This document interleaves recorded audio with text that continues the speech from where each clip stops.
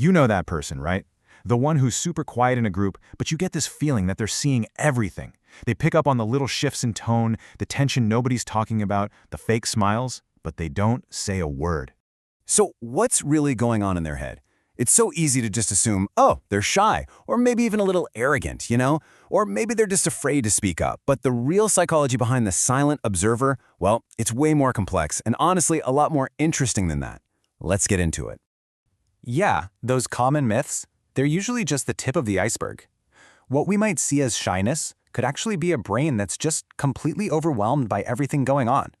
What comes across as rude might actually be a protective wall built from old trauma. And what we mistake for fear, sometimes that's a quiet, profound wisdom at play. To really get to the bottom of this, we're going to break it down and explore 4 totally distinct psychological profiles of the silent observer. Each one has a completely different reason for being so quiet and watchful. And trust me, you're going to want to stick around for the last one. It's the most unexpected of all. Okay, first up, we have Type 1, the Overstimulated Empath.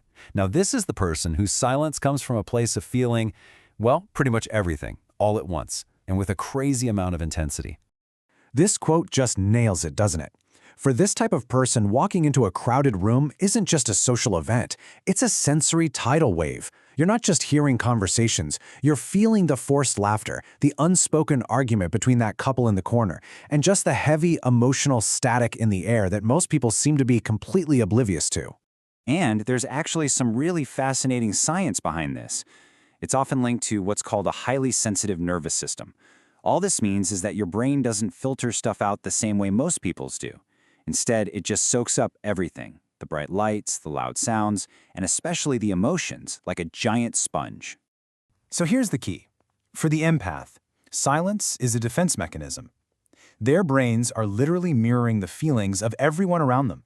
And when you're processing that much information, trying to form a sentence and speak can feel absolutely exhausting. It can even be linked to things like dopamine imbalances that just make you get overstimulated way faster. So for the empath, silence is an empty space. It's a shield. It's how they protect their own peace. All right, let's switch gears to our second type, which takes this in a very different direction. Meet the Numb Survivor. For this person, the silence isn't really about what's happening right now. It's a quiet armor that was forged in their past. Man, that is such a powerful quote. We're talking about people who've already been through it. They've seen betrayal, loss, serious struggle. And because of that, very little actually surprises them anymore. That calm you see on the outside, it was paid for with a lot of hardship. And their knack for noticing everything, that's not just a personality quirk. It's a highly tuned survival skill. Psychologically, this connects to a concept called learned helplessness. Basically, when your past experiences have taught you over and over again that missing a small sign, a red flag, or a little shift in someone's mood can lead to something really painful, you train yourself to be hypervigilant. You learn to stop expecting the best, and instead, you're always scanning the horizon for the next threat. And that's why they stay so quiet. They might spot every little lie, every inconsistency, but they've learned the hard way that jumping into the drama is just a losing game. Their main focus now is survival. So they use those amazing observation skills not to call people out, but to quietly figure out who's safe and who needs to be kept at arm's length. Okay, on to our third type, the Disillusioned Observer. This is the person who probably used to speak up. They used to try to fix things, to engage. But after a while, they just saw through the whole social game and decided, you know what, I'm out. I absolutely love this metaphor. For this person, most social interactions start to feel like a performance, like a big play where everyone is wearing masks and playing roles just to get approval. They've just gotten tired of the script, and they've made a conscious choice to sit in the audience instead of being an actor up on the stage.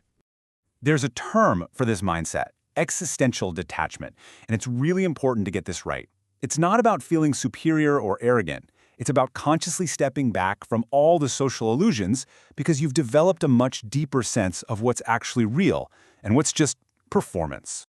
So for them, silence is a choice. It's an active decision. They see the masks, they understand that deep need for acceptance that drives it all, but they've also come to realize that pointing it out isn't going to fix the underlying problem. So they simply reject the whole idea that this social theater is important, and they choose quiet observation over pointless participation. And that brings us to our final and by far the rarest type of silent observer.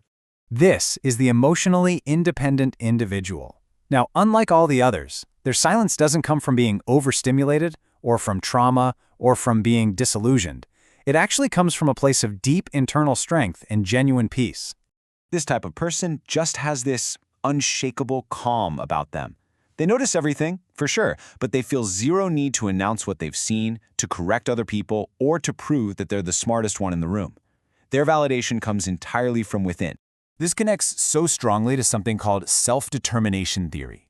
The core idea is that real happiness and well-being come from meeting our own needs for things like autonomy and competence from the inside out. When you can find that satisfaction within yourself, the need for applause from everyone else, it just kind of fades away. So for this person, maturity is realizing that their value isn't up for a vote.